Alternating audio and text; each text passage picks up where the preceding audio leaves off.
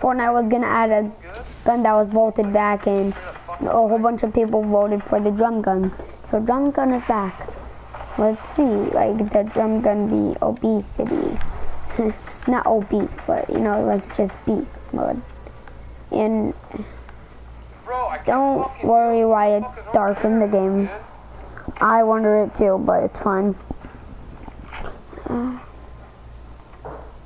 I wondered it too, just don't worry. It's fine. Just hope I find the drum gun. I think that's right there.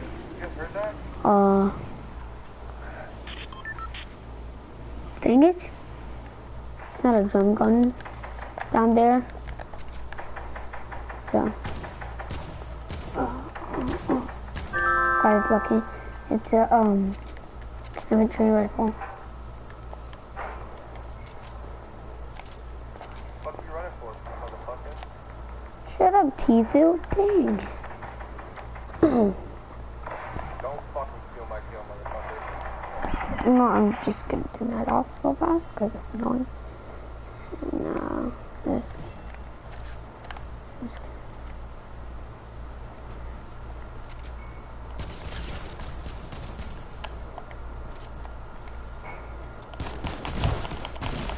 Oh, dang it.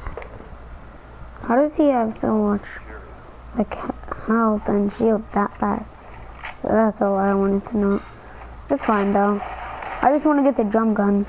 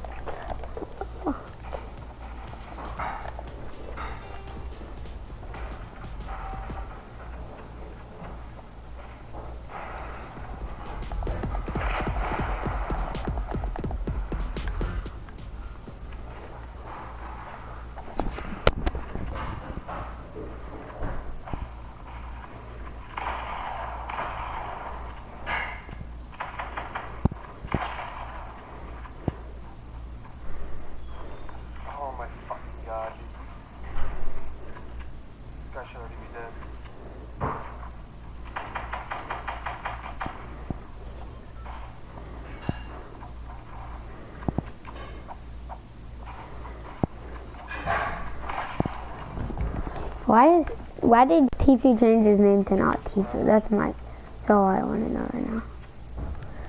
So, follow the drum gun. Where would I be? I would be at $10, you know, okay. I'll be at Viking Village getting all them kills. And everybody wants to have me because I'm the best weapon in the game.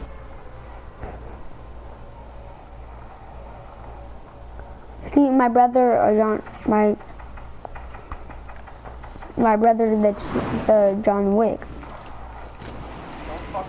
Yeah, John Wick's the ace, his brother, and this gun is the ace with the mask off. But anyways, nobody wanted this, huh?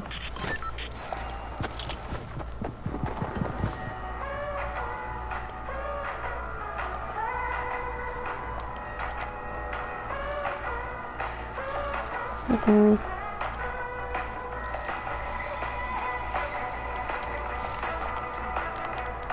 Greatness. No why. Holy fudge! I just want to get the drum gun, jeez. But everybody just comes after me for some reason.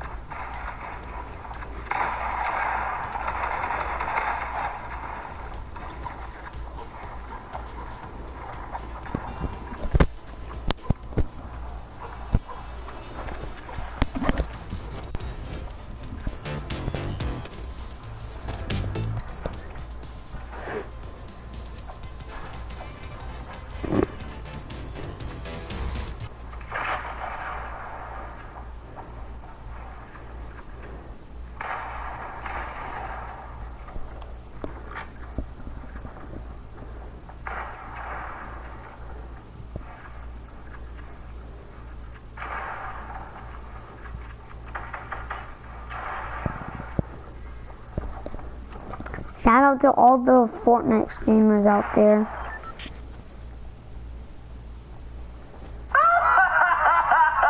Oh, Charlie, you're so foolish. What are you doing? What do you want, Junior? I'm watching Charlie and Friends. Duh. Oh, well, I just didn't know what you were doing.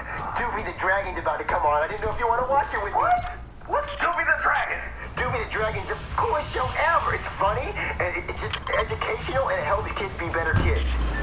Well, you definitely should be watching it, but not with me, because Charlie's gone. Well, come on, Dad, watch it. Oh, no. Alrighty, kids, it's time for Doobie the Dragon.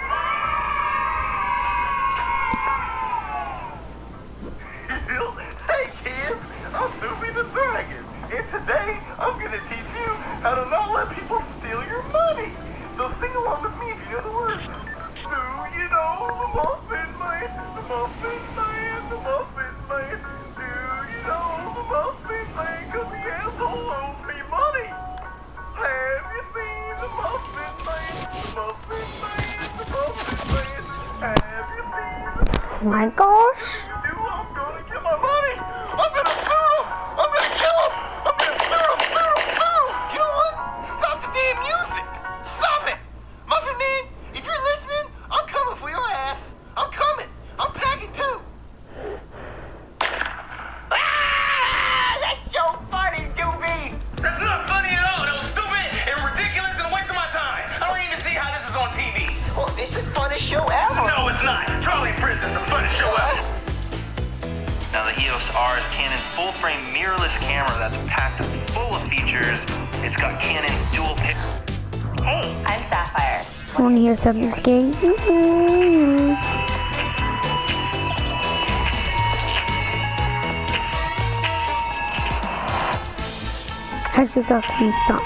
Hachisaku-sama. Man, but have you heard of the tall, slender woman? 8 feet tall. Japanese urban legend called Hachisaku-sama. which means 8 feet tall. My grandparents lived in a small village in Japan. Every summer, my parents would take me there on holiday to visit them. The last time I saw them was the summer when I was 8 years old. My grandparents were inside the house, and I was playing by myself outside in the backyard. I heard a strange sound.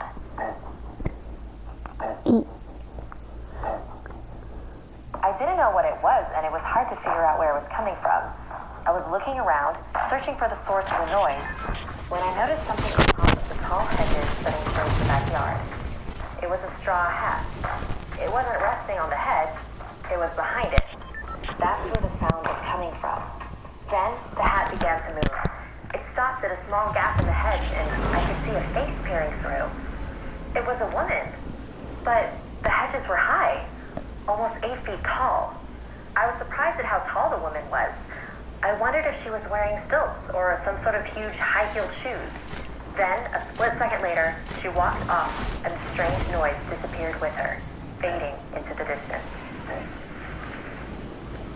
Confused, I got up and ran back into the house. My grandparents were in the kitchen drinking tea. I sat down at the table and told my grandparents what I had seen. They weren't really paying attention to me until I mentioned that distinctive sound. They both froze. Grandma's eyes grew wide and she covered her mouth with her hand.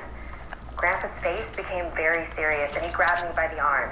"This is very important," he said, very intensely. "How tall was she?" "As tall as the garden hedge." "Where was she standing? When did it happen? What did you do? Did she see you?" I tried to answer all his questions as best as I could. He rushed out to the hallway and made a phone call. I couldn't hear what he was saying, but after he hung up, he walked out the door.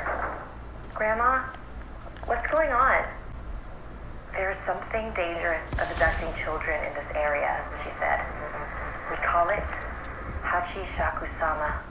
It takes on the appearance of an extremely tall woman and says,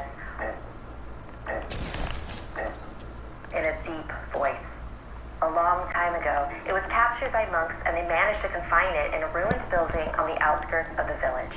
They trapped it using 4 jizo, small religious statues that they placed at the north, south, east, and west of the ruins so that it could not escape. Somehow it did. The last time it appeared was 15 years ago. My grandmother said that anyone who saw it was destined to die within a few days. It all sounded so crazy. I wasn't sure what to believe. Just then, my grandpa came back, but with an old woman who called herself Kason. They took me upstairs to my bedroom and began covering the windows with newspaper, with ancient runes written all over them. Kason placed small bowls of salt in all four corners of the room and a small Buddha figure in the center. Soon as the sun will be setting, listen carefully. You must stay in this room until 7:30 tomorrow morning. Do not open this door for any reason. She placed a bucket in my hand. Not even to use the restroom. My grandparents and Kason left the room, and I locked the door after them. I couldn't believe what was happening. Was I really going to die in a few days? I turned on the TV to try to take my mind off everything, and eventually fell asleep. I was awakened around 1 a.m. by a tapping sound on the window. It's probably just a tree or something, I told myself. Then came a knock on the door, and I heard my grandpa's voice. Are you okay in there? If you're scared, I can come keep you company. Hearing his voice was such a relief that without thinking, I rushed over to the door. But something didn't feel right. I looked at the bowls of salt in the room. All four of them had turned black. And then I heard the sound again. The tapping on the window continued. I knelt in front of the Buddha and began to pray. I was so terrified and caught up in my chanting that I didn't realize the sounds had stopped. I checked my watch. It was 7:30 a.m. Carefully, I opened the door and ran to my grandparents. We all got in a van and headed straight for the airport. Apparently, there were others who had escaped the grasp of Hachisakusama as long as they never stepped foot in Japan again.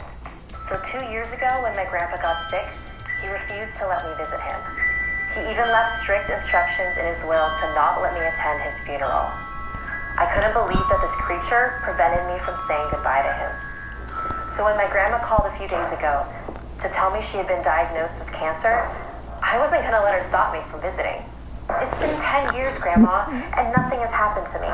We don't even know if this thing is real. I'm not going to let it stop me from seeing you.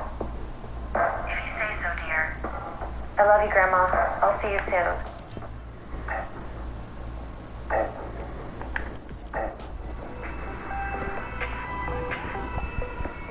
Have you ever been mistaken for someone else? I know the feeling. When I was younger, I would constantly be confused for my older sister. It didn't help that my mom would dress us alike and give us the same haircut. I was so used to being called the wrong name or having teachers claim they saw me elsewhere. Now, years later, I've heard numerous stories about people seeing a family member, only to have the real family member walk in moments later, or people seeing someone in one place while witnesses swear they saw that same person somewhere else. Looking back on it now, I wonder, what if there really was someone, other than my sister, being me? In this next chapter, we'll be discussing a curious phenomenon, doppelgangers. In paranormal terms, a doppelganger is a ghostly duplicate of a living being. According to superstition, seeing a doppelganger is a bad omen and a messenger of death. There are several famous cases throughout history. In 1603, Queen Elizabeth I had walked into her bedroom to find herself in terrible condition. Soon after, she became ill and died in that very bed. In 1796, Catherine the Great was awoken one night by her servants, claiming that someone who looked exactly like her was sitting in the throne room. Confused, she got up and went to the room and was shocked to see herself sitting in the throne. She ordered her servants to shoot at the imposter, but their bullets had no effect, and the double dematerialized. Within a few weeks, Catherine had died of a stroke. After being elected in 1860, Abraham Lincoln looked in a mirror and saw not one, but two reflections. One was as he was, and the other was pale and sickly. He and his wife saw it as a sign that he would be elected for a second term, but wouldn't live to see it. Not a drum. That ended. Not a drum. Maybe it's just a coincidence that all of these people had seen their doppelganger before their untimely demise. After all, not every case ends in death, like the story of Emily Sagy, a school teacher in France. Despite being kind and friendly, she had a difficult time keeping a job. She was fired 18 times from multiple schools because her doppelganger was terrifying everybody. On numerous occasions, staff members and students claimed to see a second Emily standing right beside her, mimicking her every movement. But the most famous incident was during a sewing class at an all-girls school. The room was filled with 42 students, with the supervising teacher sitting in the front. The room I'm just gonna do Team Rumble instead to get it. could see Emily, energetically and happily picking flowers. For whatever reason, the supervising teacher left the room. Suddenly, the students noticed that Emily's movements were slowing down, like her energy was being drained from her. Then, in the empty teacher's chair at the front of the classroom, a figure appeared. It was Emily. The girls couldn't believe what they were seeing. There were two Emilys, both in plain sight. They tried speaking to the figure in the chair, but she didn't respond. So one girl must Drum gun. try and touch her. Oh wow. She slowly approached the Emily. Ooh, drum gun. Drum, drum, drum, drum. Drummy, drum, drum. Drum, drum, drum. The other girls asked, like thick cobwebs. Then the doppelganger disappeared. The girls looked out the window to see the real Emily as she continued to walk through the garden. I bet you it's gonna be at 50. The horrified girls told their parents, who then complained to the school staff and had poor Emily fired again. Despite the many appearances of her doppelganger, Emily herself had never seen it. Knew it. Doppelgangers are also common in the Philippines, where they're called Gaya Gaya. Braganza shared this story about her dad, Floyd, and her uncle, Fred, who had a puzzling run-in with one. When Floyd and Fred were in their teens, they were at home one day waiting for their friend Susanna to come over.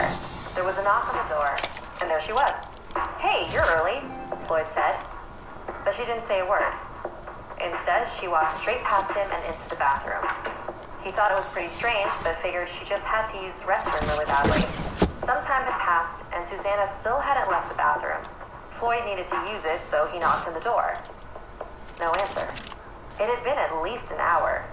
"Hey, is everything okay in there?" Still no answer. They decided to pick the door open, shielding their eyes just in case they walked in on something they didn't want to see. But they didn't see anything.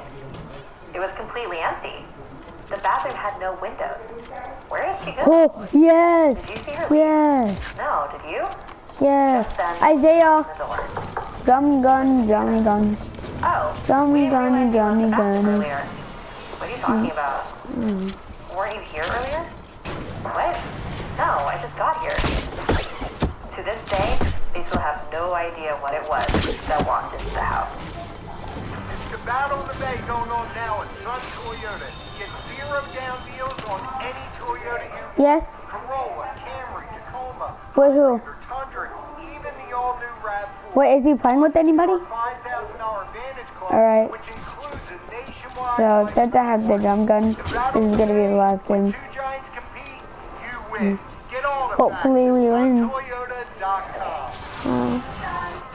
Another drum gun. We bet 2 drum guns. It's gonna be over, guys. Everything happens for a reason. Please. I have no. Doppelgangers have appeared all over the world and all throughout time. Maybe it's our minds playing tricks on us. Or maybe that's what they want us to think. And now we close this volume with a story from Megan in Scotland. Megan never believed in the paranormal until it begged for her attention. Megan and her boyfriend Mikey had just moved into a flat in Aberdeen, Scotland. It was small, but cozy. There were 2 large windows, one in the kitchen that faced the garden, and one in the bedroom that faced the street. They usually kept the blinds closed to hide their expensive musical equipment. One night, Mikey was attending a concert in Glasgow and wouldn't return home until 4 in the morning, leaving Megan all alone. After he left, she spent the night catching up on her favorite TV shows. She fell asleep with her TV on, but a sound jolted her awake around 11:45 p.m. It was a slow knocking. She got out of her bed, thinking that it was her upstairs neighbor asking to turn her TV down, as it was still blaring when she woke up. She readied her apology in her head and walked to the front door. But when she looked inside the peephole, no one was there. She shrugged it off, thinking she must have been imagining the sound, and walked back to her bedroom. And then she heard it again.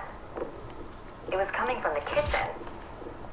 She must have forgotten to close the blinds that night, because when she turned on the light, she was face to face with a woman in the window. She was wearing a dark overcoat, and her long red hair hung around her face like seaweed. Her mouth was twisted up into a terrifying grimace, showing the few rotten teeth she had left. Megan knew what this was. Her grandparents told her the stories when she was little. That was no woman. That was a banshee. In Irish mythology, a banshee is a female spirit who lives by the river. They usually have the appearance of an old hag, but are capable of making themselves as young and beautiful as they choose. In Ireland and Scotland, it is traditional for women to wail, or keen, at funerals. So if you hear the keen of the banshee, she's alerting you that death is nearby. Let me in, the banshee croaked, her strained voice echoing in the walls. I've been hurt. But Megan didn't believe her. She was now tapping louder on the glass. I'm gonna get you some help. What kind of fucking woman are you? Megan ran to her bedroom and dialed the police. She sat on her bed, shaking and praying to every god she could think of. It was the most horrifying experience of her life. The banging on the window had stopped. Is she gone? Megan thought to herself. But then she noticed a shadow from behind her bedroom curtain. Little bitch. You think you're too good? There was nothing Megan could do but wait there while the banshee taunted her. Then she saw red and blue lights flash outside. Finally, the police were here. She went to the front door where she could hear the mumbled voices of the officers outside. She was just about ready to let them in when she heard... It's her. It's her. Megan didn't know what to do. She stood there, frozen in place, until the mail slot in her door slowly swung open. Miss, is everything all right? Megan told the police everything that happened and described the woman in detail. They thought she just might be a violent drunk, and so they told Megan that they would check the CCTV cameras in the area to see if they could find her and prevent her from harassing anyone else. Days later, Megan got a call from the officer. So we checked the security cameras in your area, and yes, we did see a woman who matched your description. What was strange, though, was that she only appeared in the one camera, right outside your building. We couldn't see where she came from or went to. Like she vanished into thin air. For the next 2 days, Megan tried not to think about that night. Maybe it wasn't a banshee. Maybe it really was just a strung-out old lady. Because if it was a banshee, that meant that someone close to her was going to die very soon. About a week after the incident, Megan's friend called her to tell her that her mother had passed. Whether or not it was just a coincidence, Megan didn't want to tell her friend about what she saw. What if there was something she could have done? Ever since that night, strange but subtle things continued to happen. It fell down, didn't it? Megan's wind-up music box would suddenly begin playing when no one was near it. Lights would flicker on and off. The water in the bathroom would randomly turn itself on. Centuries ago, when a well would overflow, it was a sign that a banshee was near. It didn't help that these things only happened when Megan was home alone, leading Mikey to believe that she had a wild imagination. And maybe that's exactly how the banshees want it to be. Have you or anyone you know had any run-ins with a banshee? Let me know in the comments. And a very special thank you to Megan Matheson for sharing this story with me. Like this video if it gave you the chills. And don't forget to subscribe to Snarled and our sister channels, Hitsy and Slaytrix. If you or anyone you know have a unique paranormal experience, message me on Instagram and I might feature your story. And if you dare to follow me, my links are in the description below. Until next time, sweet dreams.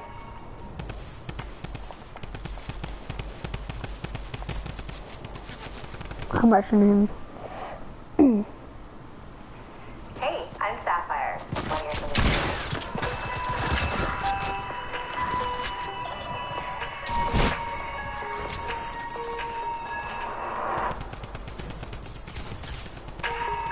I asked you to send in your personal paranormal stories, and you did not disappoint.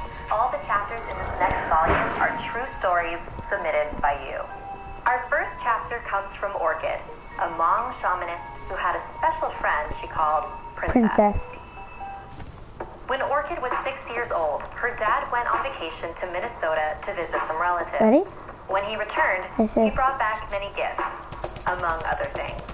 Her family had a small chicken farm where they raised the birds for meals. Orchid was used to seeing her parents bring a chicken inside when it was time to eat. But the day her dad came back from his trip, there was a strange black bird on his arm. All of their chickens were white, so Orchid was puzzled. This bird looked like a crow.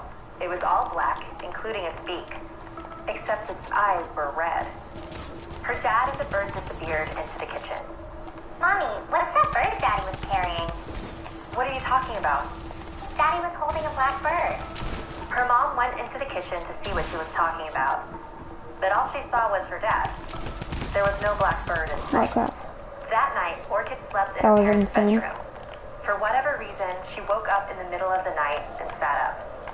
She noticed something This behind new the curtain controller is from the actually window. really cool. It was a girl It's a who see-through. looked like she was about 12 years old. She was just standing there, staring at Orchid. Wait, don't I have a Hollow cozy? black eyes. Orchid stared back at her, wondering what she was going to do. I think I have a cozy. But she just Yeah, I have a cozy. What am I doing? Eventually, Orchid fell back asleep. The next morning, Orchid was drawing a picture. What a pretty girl. Who is that? Her mom asked. This is Princess. Her mom thought nothing of her daughter's cute drawing until she started seeing it everywhere. Pages and pages of drawings of Princess all over the house. She was even on the walls and the bedroom pillows. Orchid, you can't be drawing on everything. But Princess is my friend. I like when she's around. Her family was pretty disturbed by Orchid's sudden new obsession. But weeks later, her mother realized that there had to be a connection to Princess and the black bird. Orchid's family was practitioners of Hmong shamanism. Okay, buddy. Whenever you go on a trip, you must ask the spirits to not come back home with you. And Orchid's father had forgotten to do so. They suspected that Princess was a lost soul who attached herself to Orchid's father. They decided to perform Huaneng, a shamanic ritual to heal those battling with a spirit. Because if Orchid continued to spend time with Princess, there was a good chance she could be dragged into the spirit world forever. Orchid was placed in front of the altar, and a shaman healer rang bells and chanted around her to enter the spirit realm. Oh yeah, yeah, Once the shaman Nikam. made the journey into the Para other world, he was Chambararintam. able to interact and communicate with the spirit of Princess. Para Charayan. Para Kantinambal. After the Para ritual, the shaman healer Sinavayantom. asked Orchid. Karabaratin Where is Princess Varandanta now? Karayante. Orchid said nothing Don't and started tearing up. Don't freaking What's the matter? Amigolone. I don't Come want to on, talk come, about come. Princess. Why not? She says she can't play with me anymore because she's dead. Said she can't play with me anymore When Tanya because said the she's story to dead. me, the power went out in her house. That didn't surprise her. Whenever she tells people of this experience, strange things tend to happen. Hopefully nothing will while I share her story. 2 years ago, Lee, Tanya's now husband and then boyfriend, was a frequent house sitter for a very nice but slightly off family. They owned their own business and were out of town frequently for work. Their house was very minimalistic, aside from a few rather outlandish decorations. Oh, that was a headshot. It only did 40 damage though. With antlers wrapped in rope. Before leaving the house to leave, they would always remind him to never go in their son's room. One day when he was house sitting, he found a peculiar mask on the countertop. It was a white goat skeleton head with sharp teeth and an upside-down pentagram on its head. It made him feel uneasy, so he told Tanya about it that night. But she told him it was probably just a Halloween costume, since it was October. Another time when Lee was house sitting, Tanya and their corgi joined him. Lee went to the gym, leaving Tanya and the Why dog can't to I play be in the house low on in their the own. air? Racket Tanya switch threw a guns ball, in the but air. it stopped midair and dropped suddenly. Tanya was stunned. She threw the ball again, and it stopped in the same spot. Her dog began growling and wouldn't stop until Lee came back home. A few nights later, while Tanya was sleeping alone in her apartment, she suddenly found herself inside that house. There was a man in a white suit, casually leaning against the wall. He was incredibly handsome, but frightening at the same time. A dark aura surrounding his charming and intoxicating smile. Tanya had never seen this man before, but knew exactly who he was. But how? How was she seeing something that she didn't even believe in? I've been waiting for you. You're going to join me, aren't you? No, never. popped his head back in laughter, and suddenly they were in her parents' bedroom. Tanya started screaming, trying anything to get her parents' attention. They can't help you. No one can. Now they were in front of her sleeping boyfriend. Tanya tried in vain again to get him to wake up, but he couldn't hear her. Then her cat slinked toward the man, hissing and baring its teeth. It was protecting her. Tanya woke up. She was back in her bedroom, gasping for air. She immediately called Lee to come over. Together, they drove to her parents' house because Tanya did not want to stay in her apartment. When her parents answered the door, Tanya's eyes widened. They were wearing the exact same clothes that they were wearing in her dream. She told them about what had just happened, and her parents exchanged a worried look. It was only a matter of time, her mom said. Everyone in her family at some point has had the same dream.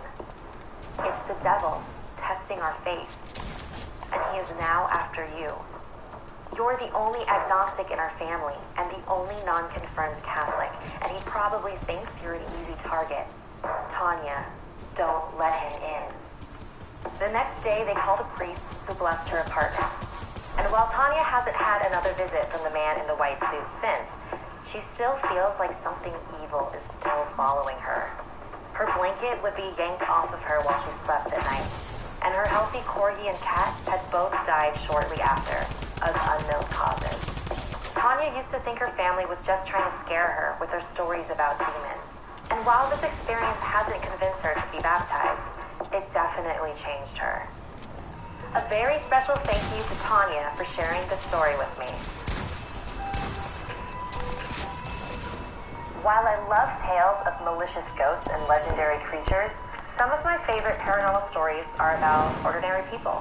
Stories that might make you believe, even for a moment, that something happens when we leave this earth. Like our next chapter, which comes from KS in Scotland. During a very cold winter, when Kay was 8 years old, she developed a very Everybody be careful. hospitalized. She was constantly coughing and struggling to breathe, so the nurses advised her parents to leave her at the hospital for a few days. The walls of the children's ward were covered in happy cartoon characters, which made the room feel warm, despite the sterile smell. At the end of the ward, there was a single room with windows. Inside was a small girl in a pink nightshirt and pajama bottoms, with no hair and a drip hooked up to her small, thin arm. That's Amy. Yes, She's been here for quite a while. The next day, it was playtime after lunch. Kay pulled out some comic books that she had brought with her and caught a glimpse of Amy through her window. She waved the book to her, and Amy nodded vigorously and motioned for her to come in. Can I go in her room? Kay asked her nurse. Of course. That's very sweet of you. Most of the other children won't go near her. Kay entered Amy's room, and they instantly became great friends. Amy loved to sing, and they made up silly dances to some of her made-up songs. The days flew by, and it was time for lights out. We're going to have even more fun tonight, Kay told Amy before heading back to her bed. Later that night, Kay was awoken by a small hand shaking her shoulder gently. She opened her eyes to find Amy, standing beside her bed. I need to go outside. Will you help me? Kay looked around the ward. There was no one else there. No kids, no nurses, just her and Amy. Before Kay could make sense of what was going on, Amy took her hand and walked slowly to the hallway. The entire hospital was empty. Where was everybody? The clocks along the wall seemed to be ticking much slower than usual. What are we doing? Too scared to go on my own. I can't go alone. You were nice to me. After what seemed like hours, Kay and Amy finally reached the main entrance, and Amy let go of her hand. Should I come too? Amy shook her head. It's my turn. You have to wait, please. Thinking it was a game, Kay asked if it would be her turn when she came back inside. Amy shook her head. Are we still going to play together tomorrow? I don't know. You have to go back now. I'm not going back without you. I don't want you to get in trouble. You have to go back. Can't stay. Go back. For a brief moment, Kay turned around 5 more kills. Come on, guys. We got it. It looked so much darker than before. She turned back towards the entrance, but Amy was nowhere to be seen. Realizing she had no other choice, Kay made her way back to her bed. She noticed that all the clock seems Alright, to be 2 more set kills. at 3:35 a.m. As she climbs back into her bed, One she game. glances over at Amy's empty room. Darn it. What was she going to tell the doctors, the nurses, her family? The Oh, next come on, morning, one more. Kay awoke to the nurse clapping her hands to wake everyone up for breakfast. Kay looked over Yes! at the room. Let's freaking go! As Kay ate her breakfast, Amy's parents came rushing in and she overheard the nurses speaking to them. Hype! I'm in hype! 3:36 a.m. A very special thank you to I'm KF. in hype!